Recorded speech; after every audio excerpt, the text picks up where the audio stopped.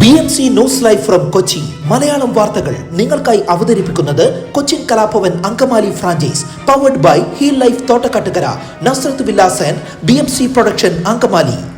നമസ്കാരം, BMC radio Malayalam വാർത്തകളിലേക്ക് സ്വാഗതം. ഞാൻ ധനുകൃഷ്ണ.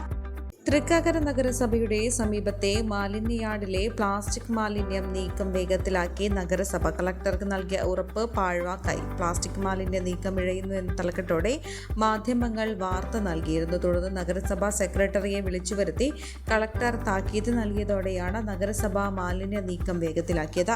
കഴിഞ്ഞ ശനിയാഴ്ച തൃക്കാക്കര നഗരസഭാ സെക്രട്ടറി തദ്ദേശ സ്വയംഭരണ ജോയിന്റ് ഡയറക്ടർ വഴി കളക്ടർ NSK ഉമേഷിനോട് മുഴുവൻ പ്ലാസ്റ്റിക് മാലിന്യവും ഞായറാഴ്ച വൈകിട്ടോടെ മാറ്റുമെന്ന് അറിയിച്ചിരുന്നു. എന്നാൽ ഇത് ലംഘിച്ചതോടെ കളക്ടർ നഗരസഭാ സെക്രട്ടറിയെ ചേംബറിലേക്ക് വിളിപ്പിക്കുകയായിരുന്നു. ദിവസവും 2 ലോഡ് വീതം കൊണ്ടുവരുന്നുണ്ടെങ്കിലും കൂടുതൽ ലോഡുകൾ കയറ്റിവിട്ട് 2 ദിവസത്തിനുള്ളിൽ പൂർണ്ണമായും പ്ലാസ്റ്റിക് മാലിന്യം നീക്കം ചെയ്യുമെന്നും നഗരസഭാ സെക്രട്ടറി TK സന്തോഷ് കളക്ടറെ അറിയിച്ചു. ചെറിയ തീപ്പൊരി വീണാൽ പോലും നിമിഷനേരം കൊണ്ട് ചാമ്പലാകുന്ന ഭീതിയാണ് ഇവിടെ. Collectorate, Kerala books and publication society, ജില്ലാ പഞ്ചായത്ത് ഓഫീസ് തുടങ്ങിയവയും ഒട്ടേറെ പാർപ്പിട സമുച്ചയങ്ങളും ഇതിന് 100 മീറ്റർ ചുറ്റളവിലുണ്ട്. വീടുകൾ, വാണിജ്യ സ്ഥാപനങ്ങൾ തുടങ്ങിയ ഇടങ്ങളിൽ നിന്ന് ശേഖരിക്കുന്ന പ്ലാസ്റ്റിക് മാലിന്യം യഥാസമയം കയറ്റിവിടാനാകാത്തതായിരുന്നു പ്ലാസ്റ്റിക് മാലിന്യം കൂടാൻ കാരണം. 3.5 വർഷത്തിനിടെ ജില്ലയിൽ അനർഹരുടെ കൈവശമുണ്ടെന്ന് കണ്ടെത്തി മാറ്റിയ 17,932 എണ്ണം മഞ്ഞ, പിങ്ക് വിഭാഗത്തിൽപ്പെടുന്ന മുൻഗണനാ റേഷൻ കാർഡുകൾ. ഇതിൽ 2,514 AIY കാർഡും 15,418 PHH കാർഡുകളുമാണ്. സർക്കാർ ഉത്തരവ് പ്രകാരം മുൻഗണനാ വിഭാഗത്തിലേക്ക് ഉൾപ്പെടുത്തുന്നതിന് മാനദണ്ഡങ്ങളുണ്ട്. ഇതനുസരിച്ച് പരാമർശിച്ച ഒഴിവാക്കൽ ഘടകങ്ങൾ ഉൾപ്പെട്ടു വരുന്ന കുടുംബങ്ങളെയാണ് മുൻഗണനാ പട്ടികയിൽ നിന്ന് ഒഴിവാക്കുന്നത്. ഇത്തരത്തിൽ കണ്ടെത്തിയ കാർഡുടമകളെ മുൻഗണനേതര വിഭാഗത്തിലേക്ക് മാറ്റിയിട്ടുണ്ടെന്നും ഭക്ഷ്യ പൊതുവിതരണ വകുപ്പ് അധികൃതർ വ്യക്തമാക്കുന്നു. സർക്കാർ, അർദ്ധ സർക്കാർ ജീവനക്കാർ, അധ്യാപകർ, പൊതുമേഖലാ സ്ഥാപനങ്ങളിലെ ജീവനക്കാർ, സർവീസ് പെൻഷൻകാർ,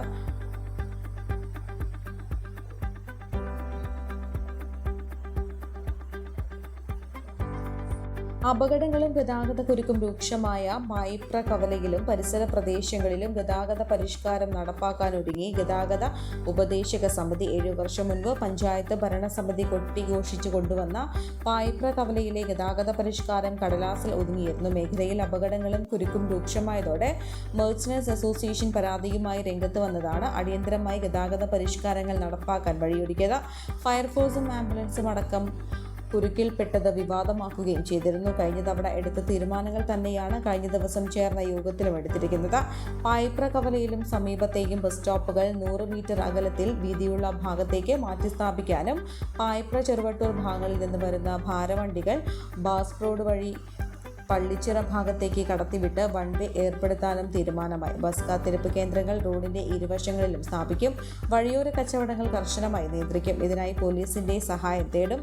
കവലയിലെ ഓട്ടോ ടാക്സി സ്റ്റാൻഡുകൾ മാറ്റി സ്ഥാപിക്കും. അപകട മേഖലയായ പേഴ്ക്കാപ്പള്ളി, സ്കൂൾ കവല, പായിപ്ര കവല, പഞ്ചായത്ത് ഓഫീസ് ജംഗ്ഷൻ, എസ് വളവ്, തൈക്കാവ് ജംഗ്ഷൻ, പള്ളിച്ചിറ എന്നിവിടങ്ങളിൽ സിബ്ര ലൈനുകൾ സ്ഥാപിക്കും. ഫുട്പാത്തുകളിലെ കയ്യേറ്റങ്ങൾ നീക്കും. നോ പാർക്കിംഗ് ബോർഡുകൾ സ്ഥാപിച്ച് പായിപ്ര കവലയിലും പരിസരങ്ങളിലും അനധികൃത പാർക്കിംഗ് സ്ഥിരമായി നിരോധിക്കും. പായിപ്ര, ചെറുവട്ടൂർ റോഡിലെ അനധികൃത കയ്യേറ്റങ്ങൾ ഒഴിവാക്കാനും യോഗം തീരുമാനിച്ചു.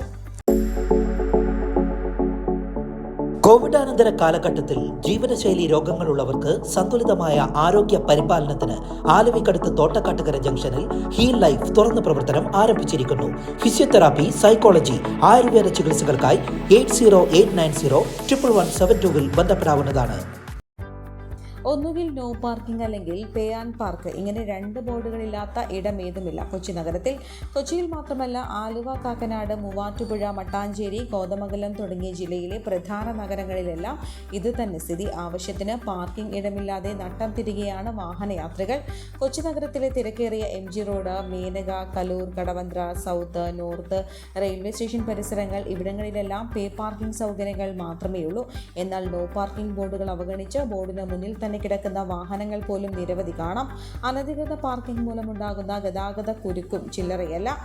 എറണാകുളത്തേക്ക് എന്തെങ്കിലും ആവശ്യത്തിന് കാറെടുത്ത് വരാനും മടിയാണ്. എന്നാൽ എവിടെ പാർക്ക് ചെയ്യുമെന്നതാണ് ഏറ്റവും വലിയ തലവേദനയെന്നും നാട്ടുകാർ പറയുന്നു. കോൺഗ്രസ് പ്രവർത്തകർ കൊച്ചിയിൽ നടത്തിയ ധർണയ്ക്കിടെ ഗതാഗത തടസ്സമുണ്ടായതിൽ ഹൈക്കോടതിയിൽ മാപ്പപേക്ഷിച്ച city police commissioner Putta Vimaladitya. Corporation ഓഫീസിന് മുന്നിൽ ഫുട്പാത്ത് അടക്കം കയ്യേറിയായിരുന്നു ധർണ. കോടതിയലക്ഷ്യത്തിന് നേരിട്ട് ഹാജരാകണമെന്ന് ഡിവിഷൻ ബെഞ്ച് നിർദ്ദേശിച്ച സാഹചര്യത്തിലാണ് നിരുപാധിക മാപ്പപേക്ഷ നൽകിയത്.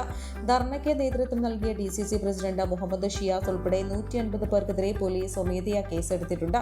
സെൻട്രൽ പോലീസ് SHO അനീഷ് ജോയാണ് അന്വേഷണം നടത്തുന്നത്. മേയറുടെ രാജി ആവശ്യപ്പെട്ടായിരുന്നു കോൺഗ്രസിന്റെ പ്രതിഷേധം. ഈ വാർത്തയുടെ കൂടെ BMC റേഡിയോ മലയാളം വാർത്തകൾ സമാപിക്കുന്നു. നന്ദി, നമസ്കാരം.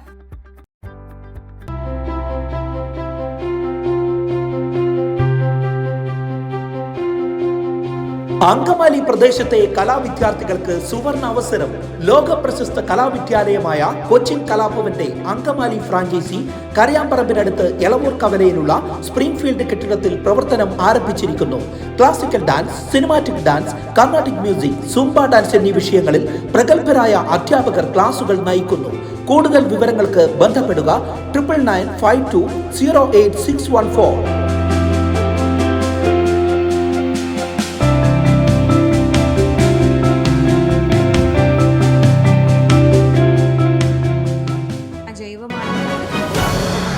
പ്ലാസ്റ്റിക് മാലിന്യം മാത്രമാണ് ഇവിടെ സൂക്ഷിച്ചിരുന്നത്.